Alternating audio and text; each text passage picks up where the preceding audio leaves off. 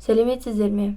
4-ші сынып білім алушыларына арналған қазақ тілі пәні бойынша шылаулар мен шылау тұлғалас қосымшалардың жазылуы тақырыбындағы сабағымызды бастаймыз. 126-шы сабақ. Бүгінгі оқу мақсатымыз мәтіннің тақырыбы мен мазмұнының өзара сәйкестігін анықтау және ондағы негізгі ойды тұжырымдау. Дескрипторы: мәтіннің мазмұны бойынша шешім табуға бағытталған сұрақтар құрастырамыз. Мәтіннің мазмұнына сүйеніп, тірек сөздер мен эссе жазамыз. Шылаудың жазылуын білеміз. Ендеше тақырыбымызға байланысты бейне жазбаны тамашалауға ұсынамын.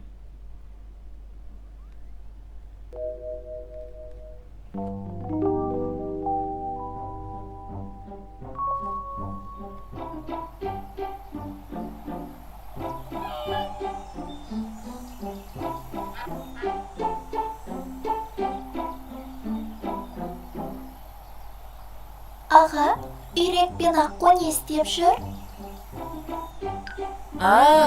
Үйрек те, аққу да балық аулап жүр.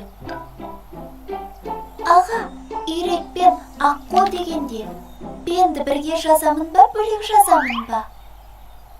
Дана, егер сен мен, бен, пенді қалай жазарыңды білмесең, оларды және сөзімен ауыстырып көр.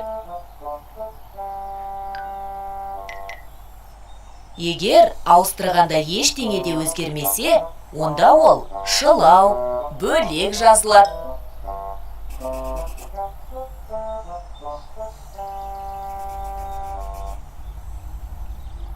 Ал сөздер байланыспай қалса, ол қосымша болады да бірге жазылады.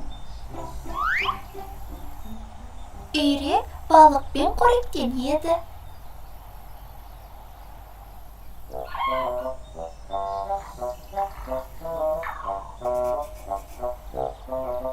Мен түлкі мен тырна деген ертегіні білемін.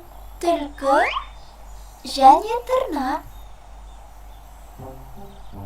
Бөлек жазылады, демек шылау екен.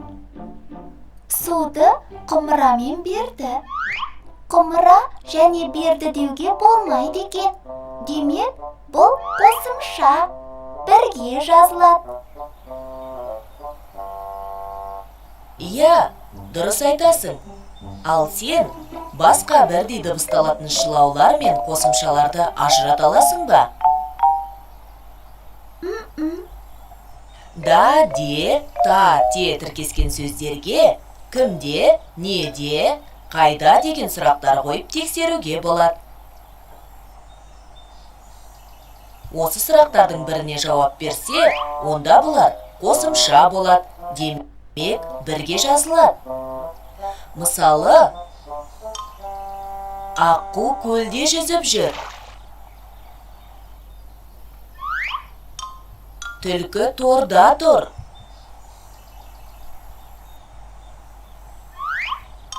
Бүркіт таста отыр. Егер сөздер ол сұрақтарға жауап бермесе, онда олар шылаулар болады да бөлек жазылады.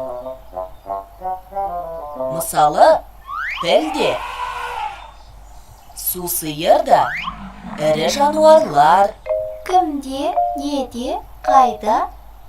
Ешқайсы келмейді екен. Сондықтан бұлар шылау, бөлек жазылады.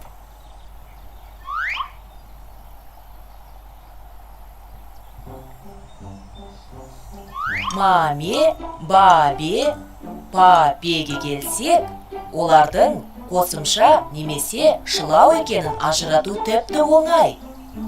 Сөйлем сұрау мағынасында болса, ол шылау деген сөз, бөлек жазылады. Дана, сен қоянды ұнатасың ба? Иә, ол сүйкімді. Ал сұрау мағынасында болмаса, онда ол қосымша, бірге жазылады. Мысалы, аққуды атпа, ол киелі құс. аққу өте әдемі әрі нәзік құс екен. Міне, қараңыз, суретінде салдым. Мінекей балалар, мына бейнежазбадан біз тақырыбымызға байланысты көптеген мәліметтерді тыңдадық.